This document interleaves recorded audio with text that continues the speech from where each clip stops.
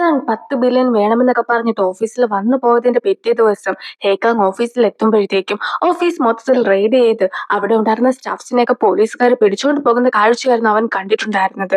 അങ്ങനെ ഇരിക്കെ അവനും കൂടി ഓഫീസിന് മുമ്പിൽ എത്തുമ്പോഴത്തേക്കുമാണ് അവിടെ ശരിക്കും അവരൊരു ട്രേഡിംഗ് കമ്പനി എന്ന രീതിക്കായിരുന്നല്ലോ ബിൽഡിംഗ് ഒക്കെ മേടിച്ച് പ്രവർത്തിച്ചിട്ടുണ്ടായിരുന്നത്. പക്ഷെ അത് ഇല്ലീഗലായിട്ട് ഗാംബ്ലിംഗ് ഒക്കെ നടത്തുന്ന സ്ഥലമാണെന്ന് പോലീസ് അറിഞ്ഞിട്ട് പോലീസ് അവരെ അറസ്റ്റ് ചെയ്തുകൊണ്ട് പോകുന്നു എന്നൊരു രീതിക്കായിരുന്നു അവിടെ ഉണ്ടായിരുന്ന മറ്റ് കമ്പനിയിൽ വർക്ക് ചെയ്യുന്ന ആൾക്കാര് സംസാരിച്ചത്. എത്രയും വേഗം ഓഫീസിലേക്ക് എത്തുവാനായിട്ട് ഹേക്കാങ് തന്റെ കൂടെ ഉണ്ടായിരുന്ന ആൾക്കാരുടെ അടുത്തായിട്ട് പറയുന്നു. ആദ്യമായിട്ട് നാമിനെ വിളിച്ചായിരുന്നു അവൻ ഈ ഒരു കാര്യം പറഞ്ഞിട്ടുണ്ടായിരുന്നത്. അതേസമയം നാമും ഓഫീസിലേക്ക് പോകുവാൻ നേരത്ത് ഒരാള് നാമിനെ വന്നിടിക്കുകയാണ്. അതിനുശേഷം നാം അയാളെ ഉപദ്രവിച്ചു എന്ന് പറഞ്ഞ് വളരെ ബഹളം വെക്കുകയും പോലീസിനെ വിളിക്കണമെന്ന് പറയുന്ന നേരം കൊണ്ട് തന്നെ അവിടെ പോലീസ് എത്തി നാമിനെ കൊണ്ടുപോവുകയും ചെയ്യുന്നു.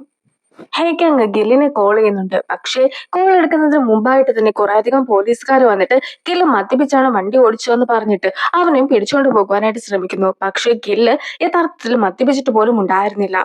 അത് കൂടാതെ ഹേക്കാങ്ങിന്റെ കൂടെ ഉണ്ടായിരുന്ന ബിഗ് ബ്രദർ എന്ന ആളെ കൂടി പോലീസ് അറസ്റ്റ് ചെയ്ത് കൊണ്ടുപോയിരിക്കുകയാണ്.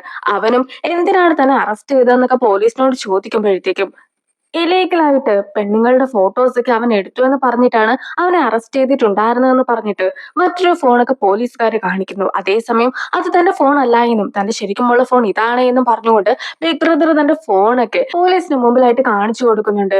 പക്ഷെ ഹേക്കാങ്ങിന്റെ കോൾ അപ്പോൾ വന്നിട്ടുണ്ടായിരുന്നത് കൊണ്ട് തന്നെ ആ ഒരു പോലീസും ആ ഫോൺ കൂടി മേടിച്ചു വെക്കുന്നു. അതായത് പ്ലാൻ ചെയ്ത് അവന്റെ കൂടെ ഉണ്ടായിരുന്ന എല്ലാവരെയും തന്നെ ഓരോ ഫേക്ക് കേസസ് ഒക്കെ പറഞ്ഞിട്ട് പോലീസ് അറസ്റ്റ് ചെയ്തതാണ്. ഏറ്റവും ഒടുവിലായിട്ട് ഹേക്കാങ് തന്റെ അച്ഛനായിട്ട് വരെ കാണുന്ന ബോസിനെ കൂടി പോലീസ് അറസ്റ്റ് ചെയ്തുകൊണ്ട് പോകുന്നു. ഹേക്കാങ് തന്റെ കയ്യിലുണ്ടായിരുന്ന പണമെല്ലാമായിട്ട് ഇപ്പോൾ സണ്ണിനെ കാണുവാനായിട്ട് പോകുന്നു. സൺ പറഞ്ഞത് 10 ബില്യൺ ആണെങ്കിൽ അത്രയും എമൗണ്ട് ഒന്നും എടുക്കുവാനായിട്ട് ഹേക്കാങ്ങിന്റെ കയ്യിലും ഉണ്ടായിരുന്നില്ല. എന്തായാലും കിട്ടിയ പണം എല്ലാം തന്നെ സണ്ണിനെ ഏൽപ്പിച്ച് കഴിയുമ്പോഴത്തേക്കും സൺ പറയുന്നത് 10 ബില്യൺ പറഞ്ഞ സ്ഥിതിക്ക് 10 ബില്യൺ തന്നെ അവൻ കൊണ്ടുവരണമെന്നാണ്. അതിനായിട്ട് അവന് 3 മാസത്തെ സമയവും നൽകുന്നു. നിലവിൽ പാർക്കിനെ ഒഴികെ അറസ്റ്റ് ചെയ്ത എല്ലാവരെയും തന്നെ വിട്ടുകൊടുക്കുവാനായിട്ട് സൺ തയ്യാറായിരുന്നു. പക്ഷെ എപ്പോഴാണോ 10 ബില്യൺ കൊണ്ടുവന്ന് കൊടുക്കുക അപ്പോൾ മാത്രമേ പാർക്കിനെ പറഞ്ഞ് അയക്കുകയുള്ളൂ എന്ന് സണ്ണും പറയുന്നു. ഹേക്കാങ്ങും ഇപ്പോൾ പണ്ട് നടന്ന ഒരു സംഭവത്തെക്കുറിച്ച് ഓർക്കുകയാണ്. അതായത് അവൻ സ്കൂളിൽ പഠിക്കുന്ന സമയത്തായിരുന്നു ആദ്യമായിട്ട് അവൻ പാർക്കിനെ കണ്ടിട്ടുണ്ടായിരുന്നത്. അവന്റെ അച്ഛനും പാർക്കിന്റെ കയ്യിൽ നിന്നും ഒരുപാട് തുകയൊക്കെ കടമായിട്ട് മേടിച്ചതിന് ശേഷം അതിന് പകരമായിട്ട് അവന്റെ മകന്റെ പേരൊക്കെ ആയിരുന്നു എഴുതി വെച്ചിട്ടുണ്ടായിരുന്നത്. അതായത് ആ ഒരു പണമെല്ലാം തന്നെ കൊടുക്കേണ്ട ബാധ്യത മകനാണ് എന്ന രീതിക്കായിരുന്നു അത്. സോ പണം കിട്ടാത്തത് കൊണ്ട് തന്നെ പാർക്കും അവനെ ചെന്ന് കണ്ട് കാര്യമൊക്കെ പറയുമ്പോഴത്തേക്കും അച്ഛൻ എവിടെയാണ് ഉള്ളതെന്നൊക്കെ അന്വേഷിച്ചു ചെന്നിട്ടുണ്ടായിരുന്ന അവനും ഗാംബ്ലിംഗ് ഒക്കെ ചെയ്ത് പണമൊക്കെ കളയുന്ന അച്ഛനെ കണ്ടിട്ട് ആകെ ദേഷ്യപ്പെട്ട് അച്ഛനുമായിട്ട് വഴക്കുണ്ടാക്കിയിട്ടുണ്ടായിരുന്നു. എനിക്ക് ഒരുപാട് സ്വപ്നങ്ങളൊക്കെ ഉണ്ടായിരുന്നു, നിങ്ങളായിട്ട് എന്റെ സ്വപ്നങ്ങൾ ഇല്ലാതാക്കിയെന്ന് പറഞ്ഞിട്ട് അച്ഛനെ അവൻ വഴക്കൊക്കെ പറയുമ്പോഴത്തേക്കും അച്ഛനും അതിലൊരു പ്രശ്നവും ഉണ്ടായിരുന്നില്ല. കൂടാതെ അവിടെ ഉണ്ടായിരുന്ന ആൾക്കാരെല്ലാവരും കൂടി ചേർന്നിട്ട് ഹേക്ക് അങ്ങനെ അവിടെ നിന്നും പുറത്താക്കുന്നു. ഇതെല്ലാം തന്നെ കണ്ടു നിന്നിട്ടുണ്ടായിരുന്ന പാർക്കും അവന്റെ അടുത്ത് ചെന്നിട്ട് ഞാൻ നിന്റെ അച്ഛനൊന്നുമായിട്ട് നിൽക്കുന്നില്ല എങ്കിൽ പോലും നിന്റെ ഡ്രീംസ് എല്ലാം തന്നെ നടത്തുവാനായിട്ട് ഞാനും നിന്നെ ഹെൽപ്പ് ചെയ്യുന്നതായിരിക്കും. അതുവരെ നിനക്ക് എന്റെ ഒപ്പം വർക്ക് ചെയ്യാമെന്ന് പറഞ്ഞിട്ട് അവനെയും കൂടെ കൂട്ടിയിട്ടുണ്ടായിരുന്നു. പാർക്ക് ജയിലിൽ കിടക്കുന്നത് കണ്ടിട്ടുണ്ടായിരുന്ന ഹേക്കാങ് ഒരുപാട് വിഷമിക്കുന്നു. എന്തായാലും പാർക്കിനെ ഉടനെ തന്നെ വെളിയിലിറക്കുന്നതായിരിക്കുമെന്ന് അവൻ വാക്കും നൽകുന്നു.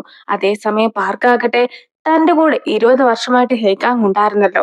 അങ്ങനെ ഇരിക്കെ ഹേക്കാങ്ങുമായിട്ടൊരു ബോണ്ടൊക്കെ ഉണ്ട്. എന്ത് തന്നെ ആയിട്ടുണ്ടെങ്കിലും നീ ഇപ്പോഴെങ്കിലും എന്റെ കാര്യം നോക്കാതെ നിന്റെ കാര്യം നോക്കേണ്ടതായിട്ടുണ്ട്. ഞാൻ ഈ ജയിലിലൊക്കെ സ്ഥിരമായിട്ട് കിടക്കുന്നതാണ്. സോ ഇത് അത്രയ്ക്ക് വലിയ കാര്യമായിട്ടൊന്നും തനിക്ക് തോന്നുന്നില്ല എന്ന് പറഞ്ഞിട്ട് ഹേക്കാങ്ങിനെ സമാധാനിപ്പിക്കുവാനായിട്ട് ശ്രമിക്കുന്നു. ഹേക്കങ് തന്റെ കൂടെയുള്ള 3 പേരെ വിളിച്ച് വരുത്തിയതിനു ശേഷം ഇനി ഈ ബിസിനസ്സുമായിട്ട് നമുക്ക് മുന്നോട്ട് പോകുവാനായിട്ട് സാധിക്കുകയില്ല. പിന്നെ ഇത്രത്തോളം പണമൊന്നും പെട്ടെന്ന് ഉണ്ടാക്കുവാനും കഴിയുകയില്ല. എന്തായാലും ബോസ് എനിക്ക് എന്റെ അച്ഛനെ പോലെ തന്നെയാണ്. സോ ബോസിനെ ഞാൻ ഒരിക്കലും കൈവിടുകയില്ല. ബോസിനെ ഞാൻ ഉറപ്പായിട്ട് പുറത്തിറക്കുന്നതായിരിക്കും. അതേസമയം ഇതിന്റെ പിറകെ ഇനിയും നടക്കുകയാണെങ്കിൽ നിങ്ങൾക്ക് കൂടി ഓരോ പ്രശ്നങ്ങൾ ഉണ്ടാകും. സോ നമുക്ക് ഇവിടം കൊണ്ട് പിരിയാം. ഞാൻ വെറും ഒരു സിഒയും നിങ്ങൾ എന്റെ എംപ്ലോയീസും മാത്രമല്ലേ. സോ നിങ്ങൾ മറ്റേതെങ്കിലും ജോലി നോക്കിക്കോ എന്ന് പറഞ്ഞിട്ട് അവരെ 3 പേരെയും ഹേക്കങ്ങും പറഞ്ഞയക്കുന്നു. ആദ്യം അവർ 3 പേരും 3 വഴിക്കായിട്ടൊക്കെ പിരിഞ്ഞു പോകുന്നുണ്ടെങ്കിൽ പോലും അവർക്ക് ഒരിക്കലും ബോസിനെ രക്ഷിക്കാതെ ഇരിക്കുവാനോ ഹേക്കാങ്ങിനെ ഈ ഒരു അവസ്ഥയിൽ തനിച്ചാക്കുവാനോ സാധിക്കുമായിരുന്നില്ല. സോ 3 പേരും 3 സമയത്തായിട്ട് തിരിച്ചു വന്നിട്ട് എന്ത് തന്നെ ആയാലും ഹേക്കാങ്ങിന്റെ കൂടെ തന്നെ തങ്ങൾ നിൽക്കുന്നതായിരിക്കുമെന്നും ആ ഒരു 10 ബില്യനൊക്കെ നമുക്ക് ഒന്നിച്ചുണ്ടാക്കാമെന്നും പറയുന്നു. നാമിന്റെ മകൻ കുട്ടിയായിരുന്നപ്പോൾ തൊട്ട് ബോസ് ആയിരുന്നു തന്റെ മകന്റെ എല്ലാ കാര്യങ്ങളും നോക്കിയിട്ടുണ്ടായിരുന്നെന്നും ഗില്ലിന് പഠിക്കുവാനായിട്ടുള്ള ഫീസ് പോലും അടച്ചിട്ടുണ്ടായിരുന്നത് ബോസ് ആയിരുന്നു എന്നും ബിഗ് ബ്രദറിന്റെ കുക്കിംഗ് ഒക്കെ വളരെ നല്ലതാണെന്നും അവനൊരു റെസ്റ്റോറന്റ് ഒക്കെ ഇട്ടിട്ടുണ്ടെങ്കിൽ ലൈഫ് തന്നെ നല്ല രീതിക്ക് കൊണ്ടുപോകാനായിട്ട് സാധിക്കുമെന്നും പറഞ്ഞിട്ടുണ്ടായിരുന്നത് ബോസ് ആണെന്നും പറഞ്ഞിട്ട് അവരുടെ ലൈഫിൽ ബോസിന് വലിയൊരു സ്ഥാനം ഉള്ളത് കൊണ്ട് തന്നെ ബോസിനെ പുറത്തിറക്കുവാനായിട്ട് ഞങ്ങൾ എന്തു ചെയ്യുവാനായിട്ട് തയ്യാറാണെന്നും ഉറപ്പ് നൽകുന്നു. വലിയ വലിയ ഉദ്യോഗസ്ഥരൊക്കെ കാപ്ലിങ് ചെയ്തിട്ട് അങ്ങനെ പണമൊക്കെ കൊടുക്കാനായിട്ടുണ്ടായിരുന്നു. അങ്ങനെയുള്ളവരെയൊക്കെ ചെന്ന് കണ്ടിട്ട് അവരുടെ കയ്യിലുണ്ടായിരുന്ന പണമെല്ലാം തന്നെ അവനും മേടിച്ചെടുക്കുന്നു. കൂടാതെ അവന്റെ അപ്പാർട്ട്മെന്റും കാറും എല്ലാം തന്നെ അവൻ വിൽക്കുന്നുമുണ്ട്. എങ്കിലും ഇവർക്ക് ആവശ്യമായിട്ടുള്ള തുകയൊന്നും എത്തിയിട്ടുണ്ടായിരുന്നില്ല. ഇനിയും കൂടുതൽ പണമൊക്കെ എങ്ങനെ ഉണ്ടാക്കുവാനായിട്ട് സാധിക്കുമെന്ന ഒരു ചിന്തയിലുണ്ടായിരുന്ന അവരും ആ ഒരു സമയത്ത് അവരുടെ ഗ്യാങ്ങിൽ നേരത്തെ വർക്ക് ചെയ്തുകൊണ്ടിരുന്ന ഒരു വ്യക്തിനെ കുറിച്ച് ആലോചിക്കുകയാണ്.